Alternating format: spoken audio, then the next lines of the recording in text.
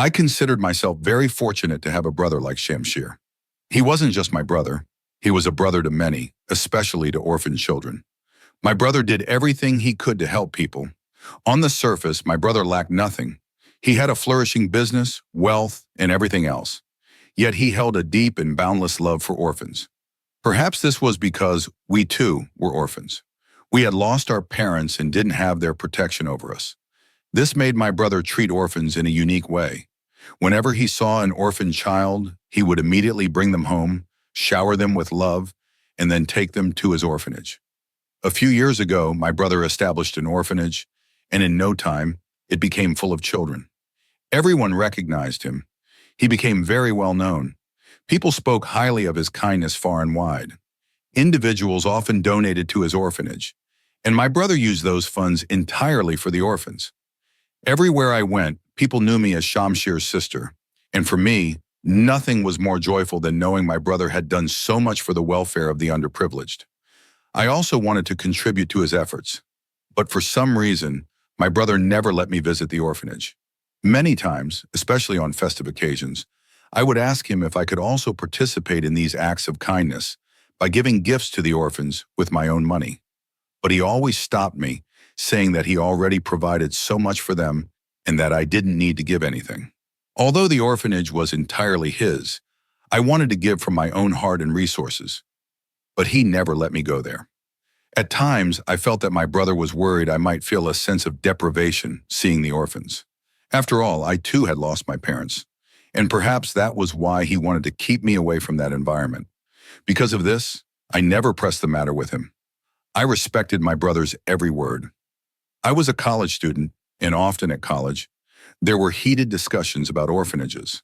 Many believed that children in orphanages were treated poorly, made to do labor, and not provided with proper education. News channels would also occasionally run stories of mistreatment in orphanages.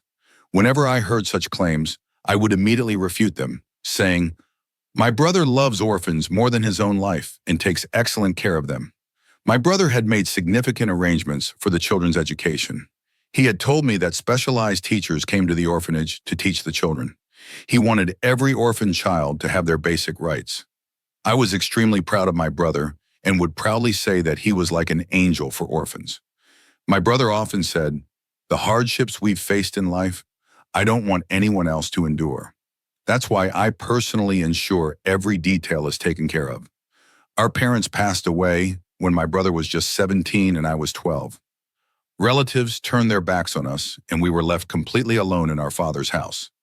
At that time, my 17-year-old brother started working, though I didn't know what kind of job he had. He would leave early in the morning and return late at night. Gradually, our circumstances began to improve. My brother eventually started a small business. He continued to progress, and slowly our lives transformed entirely. We moved from a small house to a larger one, and eventually to a bungalow. My brother upgraded from a motorbike to a small car and then to a luxury vehicle.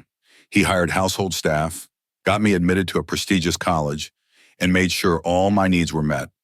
One day he told me he was opening an orphanage. He named it after our late mother, and I was filled with immense joy at his success. For me, he was not just a brother. He was like both a mother and a father.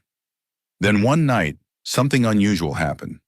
I was staying up late because exams were near, and I saw something strange. Normally, I would go to my room and be in bed by 10 p.m. Since we didn't have parents, my brother would come home late at night after finishing his work. We usually met only in the mornings. But that night, it was already 1 a.m. when I heard the sound of his car. I thought I'd serve him some food and ask if he wanted tea. After all, he always returned home tired in the evenings. I stood in the lounge waiting for him when he entered with 2 girls. Surprised to see me awake, he said, "Maria, you're still up? Don't you have to go to college tomorrow?" I explained, "Yes, I have to go. I stayed up because of my exams, and then I heard your car and thought I'd sit with you for a while. But who are these girls?" I stared at the 2 girls in astonishment. They were fully covered in shawls, their faces filled with anxiety, their gazes lowered, and their hands fidgeting nervously. My brother sighed deeply and said, "They're orphan girls. They'll stay here tonight, and tomorrow I'll take them to the orphanage myself. Now go on and get some rest. I've already eaten. Relieved by his explanation, I asked, "Where will they sleep, though? We don't have any extra rooms." My brother reassured me, "Don't worry about it. They'll stay in my room and I'll manage in the lounge. It's just for one night. Go and get a good night's sleep so your exam goes well tomorrow. I don't want my sister's studies to be affected in any way." He affectionately pulled my cheek and gave me a gentle tap on the head. "Forget about all this and focus on your studies. I'm here to handle everything else." I hugged him tightly and returned to my room. It wasn't unusual for me to see orphan children or girls, but it was definitely the first time that two girls had arrived at our home in the dead of night. I continued studying for a while before falling asleep. I woke up early the next morning and, after offering my Fajr prayers, opened my books again. I decided to study in the garden. When I stepped out of my room, I noticed my brother wasn't in the lounge. I wondered where he had gone. I looked around the house but couldn't find him. Slowly, I opened his room door and saw him lying on his bed. Puzzled, I wondered if he was in his room, where were the two girls? I searched everywhere but couldn't find them. Then I headed to the garden and continued my studies. Around 9 in the morning, as I was leaving for college, my brother finally emerged from his room. I immediately asked him about the girls. He smiled and said, "Why are you so concerned about them? They've gone where they needed to be." His response left me curious, but reassured. I respected my brother's decisions and didn't push further. My brother's character always fascinated me. He had come so far in life. I often thought back to when we lost our parents. He had only been 17 and I was just 12. Relatives turned their backs on us, leaving us completely alone. In those difficult times, my brother stepped up. He began working long hours, leaving early in the morning and returning late at night. Gradually, he started a small business and began improving our circumstances bit by bit. Now, not only had he transformed our lives, but he had also dedicated himself to helping others. Naming the orphanage after our mother was his way of honoring her memory. He made sure that the children in the orphanage received proper care, education, and love. Special teachers were hired to educate them, and every child's basic needs were met. My brother often said, "The hardships we faced, no one else should have to endure those. That's why I make sure everything is taken care of myself." Over time, I learned more about how much he did for the orphanage. He personally handled many tasks, from overseeing day-to-day operations to ensuring the children's education. People from far and wide respected him and his mission. Even in the face of challenges, my brother remained steadfast, always putting the well-being of those children above everything else. He truly became a beacon of hope for the orphans, and I was proud to call him my brother. I reassured him, "Don't worry, I've delivered everything. You don't need to be concerned. Just go to college and never go without the guards. Good people always have plenty of enemies. I have many enemies too, and I worry that someone might harm you." Hearing this, I laughed and said, "You run an orphanage. Who could possibly have a problem with that? It's a noble cause." He replied, "Some people can't stand seeing others doing good deeds, but you don't need to concern yourself with that. Just make sure you always have guards with you." I nodded in agreement and left the house, flanked by 2 guards. Once I reached college, I focused on my exams. It was exam day, and I gave it my best effort. When I got back home afterward, I was so exhausted that I fell asleep as soon as I lay down. I had barely slept the previous night, so it was no surprise that I dozed off quickly. I woke up in the evening feeling completely refreshed. My mind wandered back to the 2 girls my brother had brought home. They were around 14 or 15 years old. I didn't know where they had come from, but I assumed my brother had taken them to his orphanage. I felt a deep sadness for their situation. I had experienced some tough times in my life too, but at least I had my brother by my side. It seemed these girls had no one to look after them. Thoughts of them kept surfacing in my mind, but I shook them off and returned to my studies. Having rested well during the day, I decided I'd stay up late to study. As I delved into my books, around midnight I heard my brother's car pull up. I quickly left my room and went outside hoping to have dinner with him, but what I saw completely stunned me. My brother had brought home 2 more girls. They too seemed just as simple and innocent as the ones from the night before. I asked, "Who are these girls?" He smiled and said, "Have you started standing guard over me now? You know what I do. I run an orphanage.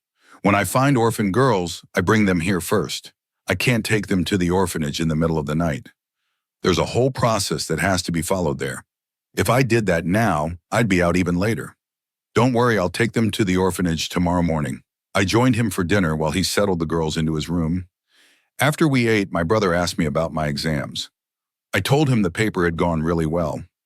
He was pleased and said, "It won't be long now.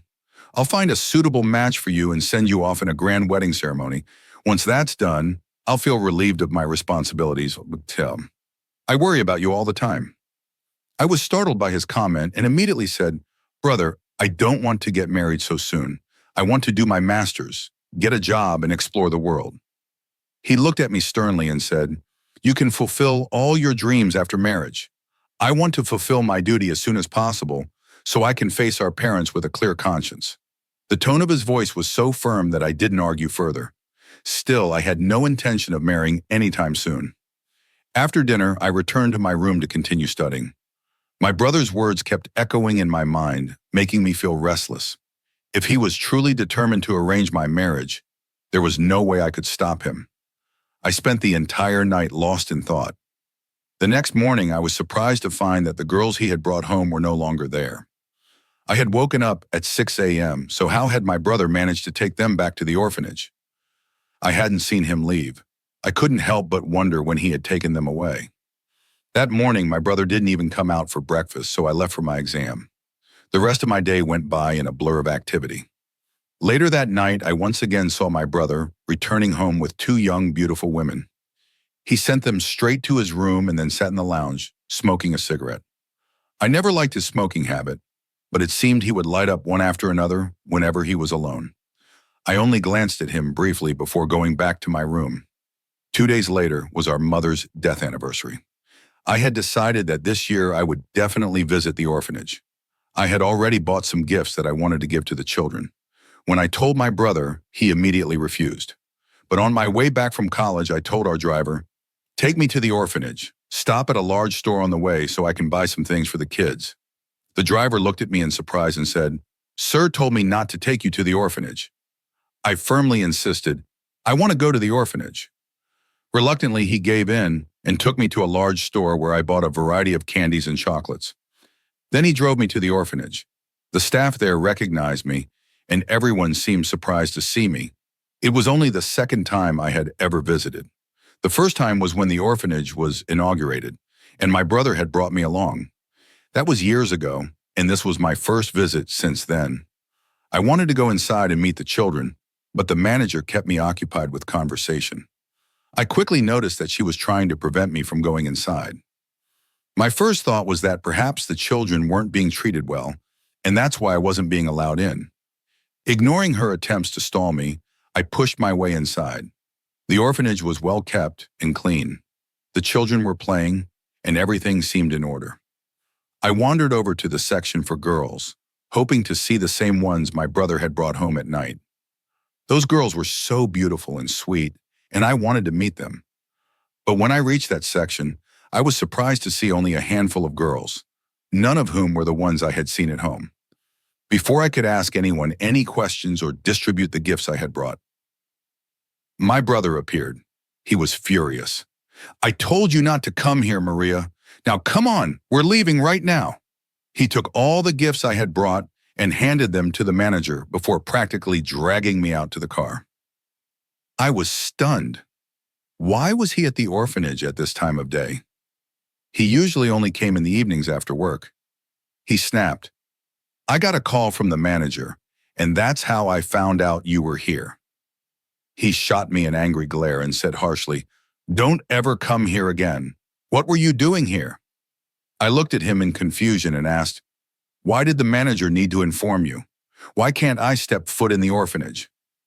His anger was unlike anything I had ever seen. My brother had never spoken to me in such a tone or been this furious, not even close. Yet here he was, absolutely livid because I visited the orphanage. He didn't answer any of my questions. We reached home in silence.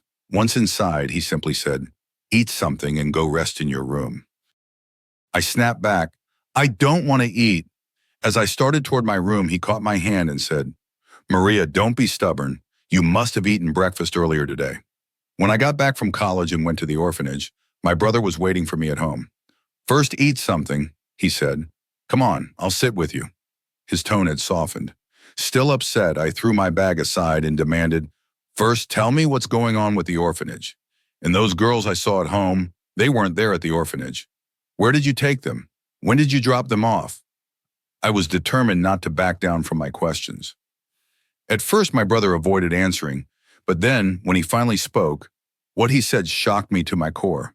He sat down across from me and began, Maria, when our parents passed away, I was only 17. I had no skills, no job, no degree, and I wasn't alone. I had you to look after. I stepped out into the world to find work, but all I encountered were closed doors. Employers asked for experience, for qualifications, and often turned me away because of my age. For days, I wandered aimlessly, trying to find a job. I lied to you, telling you I had found one, but the truth was, I had no steady income. I spent all day searching, doing odd jobs here and there. One day, I'd haul bricks, another, I'd help load gravel into trucks. But no matter how hard I worked, I barely earned enough to scrape by. Still, I had to provide for you, to ensure you got an education, to keep the household running. I had made a promise to our father on his deathbed, that I would be both a father and a protector to you after he was gone. I didn't want you to face the harshness of the world, so I made a desperate decision. I started working with a group I met through someone at a construction site. This man noticed my struggles and invited me to his office. He arranged a job for me. On the surface, it was just delivering packages. At first, I didn't think much of it. But not long after, I realized what I was delivering. Drugs. The group was deliberately targeting young people, trying to get them addicted. When the truth hit me, I was horrified. I wanted to quit immediately. But when I told them I wanted out, they wouldn't let me go so easily. I had become aware of their operations, their networks, and their secrets. They began threatening me, using you as leverage. They warned me that if I tried to leave, you would be harmed. I was trapped. For your safety, I stayed. I did what they asked, even though I knew how wrong it was. They were a powerful, well-connected group, and I didn't have the courage to stand against them, especially not with you depending on me. With the money I earned, I was able to provide for us. I saved every penny I could, and before long, I had enough to move us into a bigger house. Over time, I climbed the ranks within the organization, becoming the right-hand man to their leader. I supervised major operations personally and earned a lot of money. That's how our circumstances improved. Then one day, my boss told me that drugs weren't as profitable anymore. He said the real money was in trafficking girls, selling them, especially to buyers in the Middle East. He instructed me to find girls for the operation. I was horrified. I didn't know what to do. I protested, but my boss reassured me, no one will suspect you. You have a clean image. He suggested I open an orphanage under our mother's name, using it as a front. Orphan girls would come to us naturally, he said, and then we'd send them off. If no orphan girls were available, he said, they'd resort to abducting girls and passing them off as orphans. They would create fake documents to make it seem as if the girls were being legally adopted by families abroad. My brother's words left me speechless. I couldn't comprehend how he had become entangled in something so horrific. The brother I had always admired, the one who had sacrificed so much for me, was now confessing to a dark, sinister world that I never imagined he was part of. It wasn't that difficult to send the girls abroad. With the proper orphanage documents attached and an overseas couple willing to adopt, we could easily earn millions of dollars. Once I discovered how smoothly the operation ran, I had no second thoughts about my role. After all, I convinced myself that I was just following orders. Over the years, as I continued down this dark path, my heart grew heavy with guilt. But I suppressed those feelings, focusing instead on managing my end of the work. My boss handled the overseas operations, which included forging fake adoptive couples and setting up documents that would pass scrutiny. I remained in charge locally, sourcing orphan girls who could be transported. The girls who came to our house were always orphans. I had found most of them at other orphanages, where they trusted me enough to follow my promises of a brighter future. Once they reached their destination, however, the couples who received them didn't take long to force them into prostitution.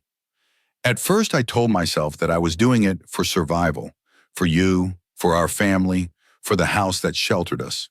But the truth is, I made choices that I can never take back.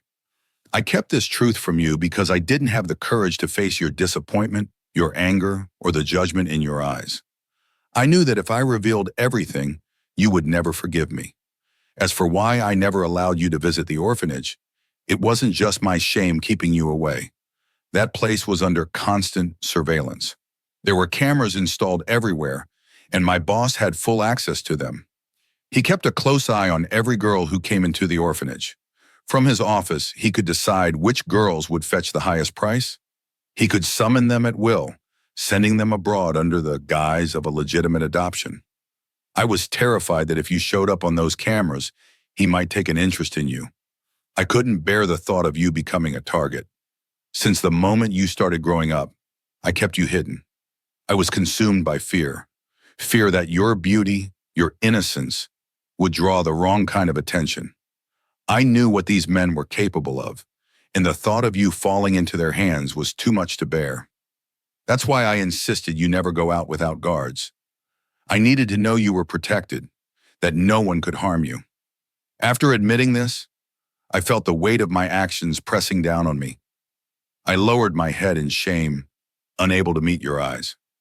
I had spent years justifying my choices, convincing myself that I was doing what needed to be done. But in reality, I had committed an unforgivable crime.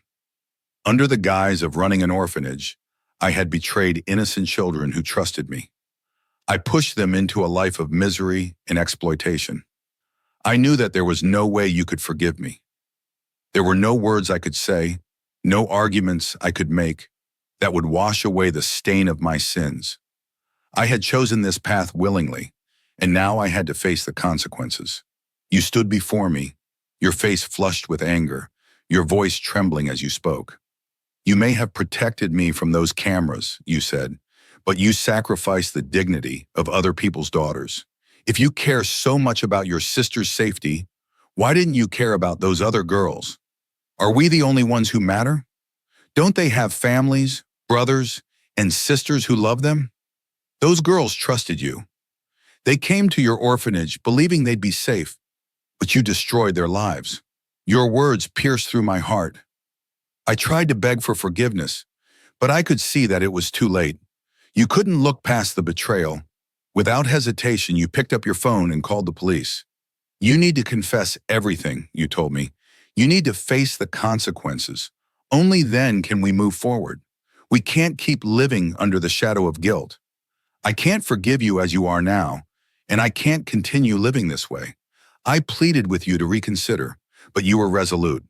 You clasped your hands together and looked at me with a mixture of sorrow and determination. Please, turn yourself in, you said. Help bring down this group. Serve your sentence, and then we can start over. We'll work hard, earn an honest living, and build a life free from this darkness. But first, you have to atone for what you've done. Your words left me no choice. With a heavy heart, I confessed everything to the authorities. I provided details about the entire network, exposing the operation and naming everyone involved. My testimony helped dismantle the organization, leading to multiple arrests. The court recognized my cooperation, sentencing me to only 2 years in prison as a state's witness. Though it was a light sentence, those 2 years felt like a lifetime. While I was behind bars, you faced incredible challenges. Life was hard without me, and I knew how much you struggled. But I also knew you were strong, that you would endure. When my sentence was finally over, I returned home a changed man. The weight of my guilt hadn't lessened, but I had finally taken responsibility for my actions. Today, we live together in a modest house. We both work hard to make ends meet, and though life isn't easy, it's honest. I smile more now, laugh more freely, and try to find joy in the simple things. But deep down, I still carry the burden of what I've done. The regret never goes away. It's a constant reminder of the lives I harmed and the trust I betrayed. I don't know if I'll ever truly forgive myself, but I'm determined to live the rest of my life in a way that honors those I wrong. I will never forget my sins, but I hope one day that my actions can help make amends for the pain I caused.